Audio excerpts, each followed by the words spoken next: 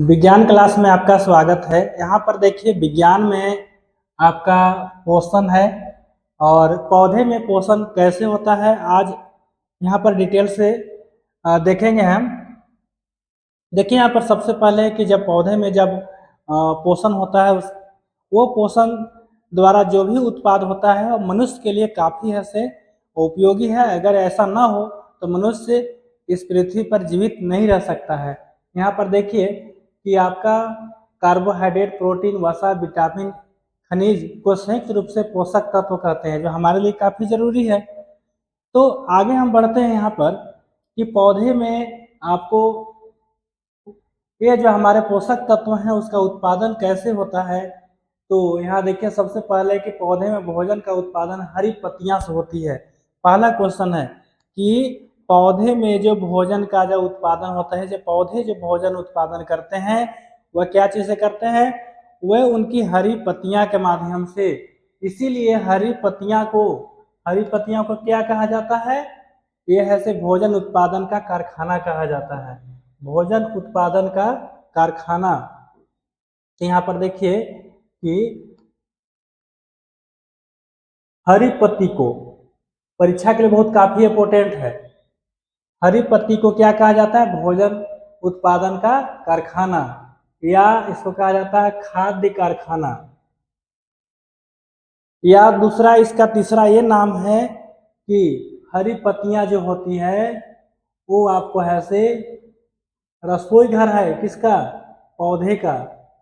मतलब खाना यही तैयार होता है। पौधे भोजन कहाँ तैयार करते हैं, हरी पत्तियां में। तो आप समझ ही गए होंगे कि हरी पत्तियां कितना इंपॉर्टेंट है। अब देखिए हरी पत्तियां हरा क्यों होता है, तो हरा होने का कारण ही है कि उसमें पर्णहरित पाया जाता है। इसी पर्णहरित के कारण या क्लोरोफिल के कारण पत्तियां का रंग क्या होता है, हरा होता है। क्वेश्चन आता भी है कि पत्तियां का रंग हरा क्यों होती है। उसका होने के कारण ही है कि उसमें एक विशेष प्रकार का वर्णक जिसको पर्णहरित बोलते हैं, अंग्रेजी में उसको क्या बोलते हैं, क्लोरोफिल, जिस कारण से पत्तियां क्या है वह से हरा होती है। यहाँ पर देखिए, अब देखिए यहाँ पर पौधे में हरी पत्तियां में हरित लवक या क्लोरोप्लास्ट नामक एक प्रकार की संरचना है। इसी संरचना में देखिए यहाँ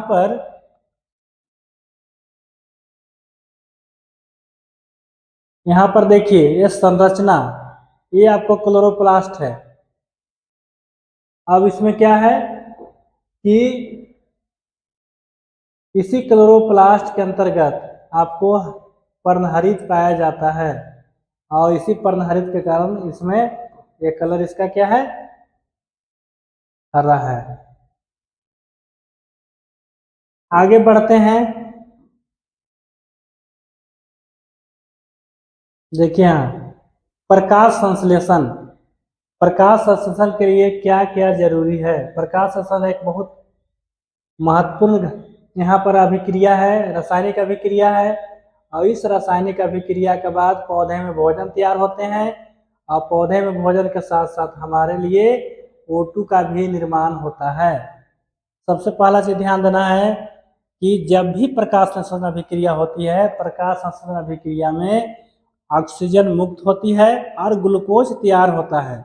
जो दो चीज यहाँ पर देखिए, यहाँ पर आपको CO2 और जल, इसके साथ सनलाइट, यहाँ पर क्या है, लाइट एनर्जी। लाइट एनर्जी मतलब कि सनलाइट है, सूर्य का प्रकाश। जब ये अभिक्रिया करते हैं तब क्या बनते हैं, यहाँ पर H12O6 ने 612, यहाँ पर है 6,6H12O6, जिसको हम ग्लूकोज बोलेंगे। इसको क्या बोलेंगे, ग्लूकोज बोलेंगे। इसको हम ऐसे लिखेंगे यहाँ पर C6H12O6। तो ये है से क्या है, ग्लूकोज है, कार्बोहाइड्रेट है यहाँ पर, और यही तैयार होता है जो हमारे लिए खास करके काफ़ी इम्पोर्टेंट है। उसके बिना हम नहीं रह पाएंगे। हमारा ऊर्जा का स्रोत यहाँ पर यही है। और कार्बन डाइऑक्साइड यहाँ पर जो है कि कार्बन डाइऑक्साइड को यहाँ पर बदल करके क्या कर रहा है, O2 में बदल रहा है, जिसके बिना हम लोग 1 मिनट भी जिंदा नहीं रह सकते हैं। तो ये है आपको यहाँ पर प्रकाश संश्लेषण अभिक्रिया। तो प्रकाश संश्लेषण अभिक्रिया में क्या होता है, क्लोरोफिल शामिल होता है जिसमें हरी पत्तियां पाई जाती है। मतलब खास करके हरी पत्ती में ही प्रकाश संश्लेषण अभिक्रिया होती है। इसका मतलब ये नहीं कि जो पत्ती भूरे हैं उसमें नहीं होंगे, उसमें भी होते हैं। आगे हम देखेंगे। यहाँ पर देखिए कार्बन डाइऑक्साइड भाग लेते हैं, जल, खनिज और सूर्य प्रकाश। क्लियर हो गया। उसके बाद देखिए आगे, यहाँ देखिए अब यहाँ पर पौधे में क्या है, हरे रंग के अतिरिक्त भूरे, लाल एवं अन्य पत्तियां भी प्रकाश संश्लेषण की अभिक्रिया होती है। देखिए पत्ती जो दिख रहा है ना, ये पत्ती बिल्कुल हरा नहीं है, ये तरह तरह के रंगों में है। इसका कलर देखिए अलग है। क्या इससे प्रकाश संश्लेषण अभिक्रिया नहीं होगा? होगा। इसलिए होगा क्योंकि इसमें भी हरे रंग है, लेकिन हरा से ज्यादा क्या है, अदर रंग है, तो प्रकाश संश्लेषण अभिक्रिया तो होगा ही।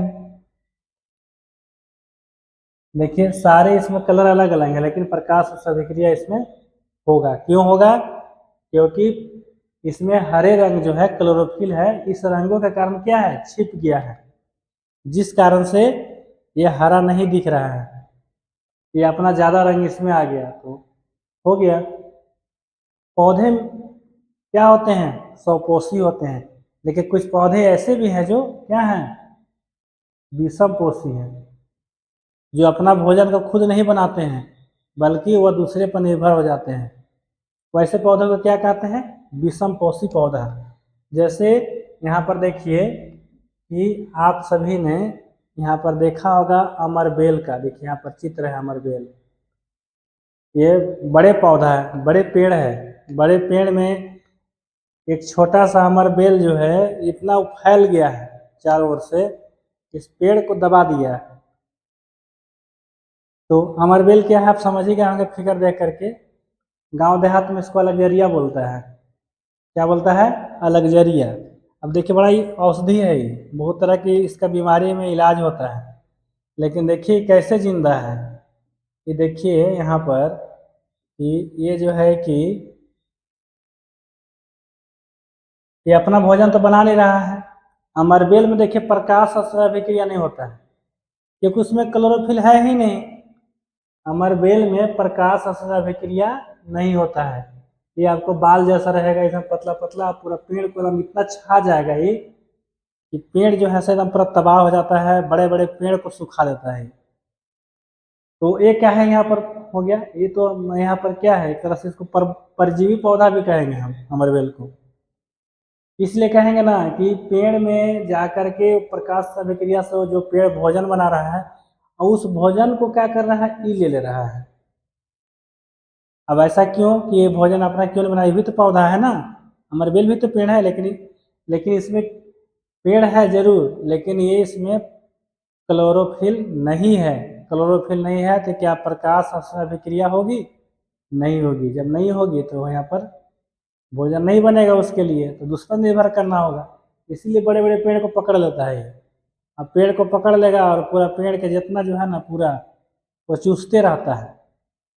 तो चलिए आप समझ गए होंगे अमरबेल अलगजरिया जो कैसा पौधा है, वह ऐसे परजीवी पौधा है, परपोषी पौधा है, जो दूसरे पौधा पर निर्भर रहता है।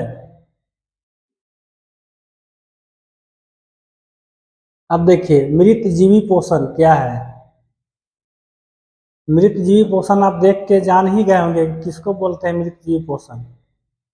कुछ पौधे ऐसे भी हैं जो क्या करते हैं, वह सड़े गले या अपशिष्ट चीजों पर है से निर्भर करते हैं।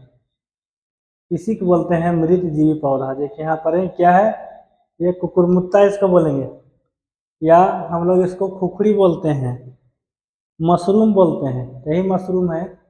मशरूम किस श्रेणी में आता है, मृत जीवी पोषण के अंतर्गत ये आता है। किसके अंतर्गत आता है, एक ऐसा पोषण है इसमें मृत जीवी पोषण। ये जब भी ऐसे आपको मशरूम का जो उत्पादन होता है या जहाँ से उगता है वहाँ पर आपको ऐसे किसी अन्य जीवों का अपशिष्ट पदार्थ होता है। जैसे यहाँ पर अधिकतर देखते हैं कि झारखंड या हमारे क्षेत्र में क्या होता है कि वह टील्हा में उठता है। टील्हा बड़े बड़े रहते हैं, उसमें ऐसे खाने वाला खास करके जो सरुआ ये सब खोखड़ी जो है इसी में आता है। तो इसका आने का कारण है कि उसमें जो दीमक होता है, दीमक अपना क्या करेगा, जो उसका जो छत्ता होता है उसमें ऐसे उसका अ, अपशिष्ट पदार्थ है और उसी में से निकलता है। और देखिए इसका महंगाई देखिए, अभी फिलहाल 1,000 रुपये किलो बिक रहा है, ये सोच लीजिए। कौन पौधा है ये? मृतजीवी पोषण द्वारा ऐसे तैयार हो रहा है। और वैसे तो अब इसका बहुत सारा वैरायटी आ गया है, बहुत लोग ऐसे इसका खेती भी कर रहे हैं और अच्छा इनकम कर रहे हैं ये मशरूम से।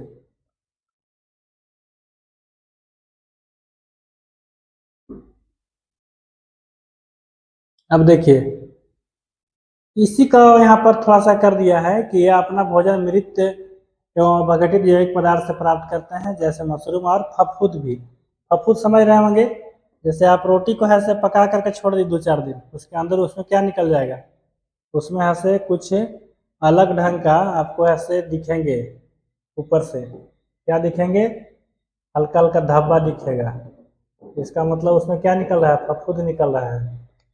मतलब उसमें मतलब एक तरह से मशरूम जैसे है ना, मशरूम जो निकल गया उसी तरह से यहाँ पर भी आपको छोटे छोटे उसमें से अ, मशरूम जैसा ही निकल जाता है। मतलब उसमें क्या है कि हल्का हल्का मतलब आपको पता चल जाता है ब्लैक कलर का, वही फफूद है यहाँ पर।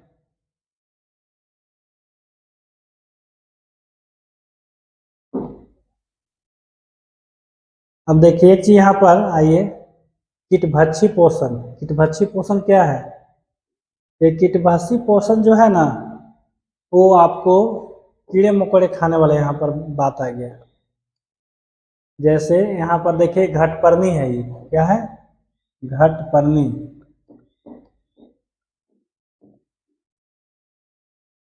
घटपर्णी का पौधा देखिए, इसका जो है ना कीला भाग खुला हुआ है यहाँ पर, मुंह देखिए यहाँ से लेकर के यहाँ तक देखिए मुंह खुला हुआ था इसका।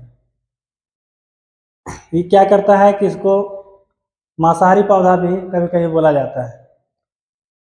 इसमें है कि बहुत सारे कीड़े मकोड़े आते हैं ऐसे, और इसमें घुसते जाते हैं, यहाँ पर जमा होते जाएंगे इस तरह से।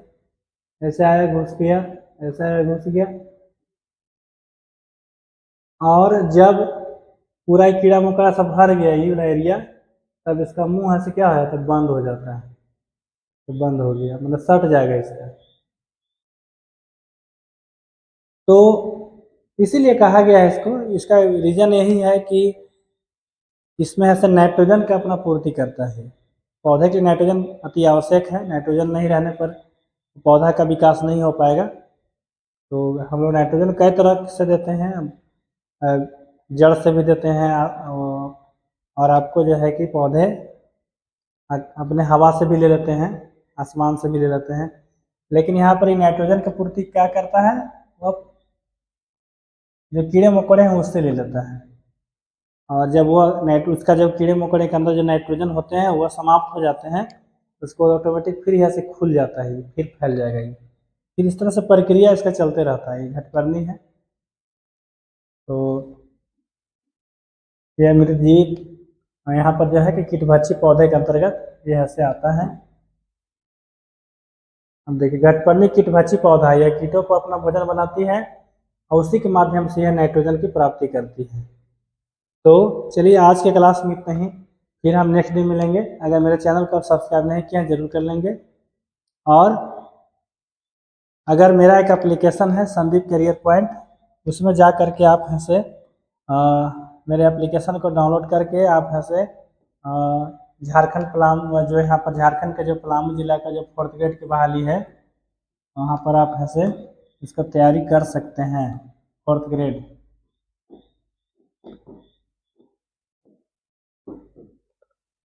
4th ग्रेड का जो बहाली निकली हुई थी, जो रद्द हो गया, वो कहाँ का, पलामू का। तो आप इसमें जा करके चैनल जो है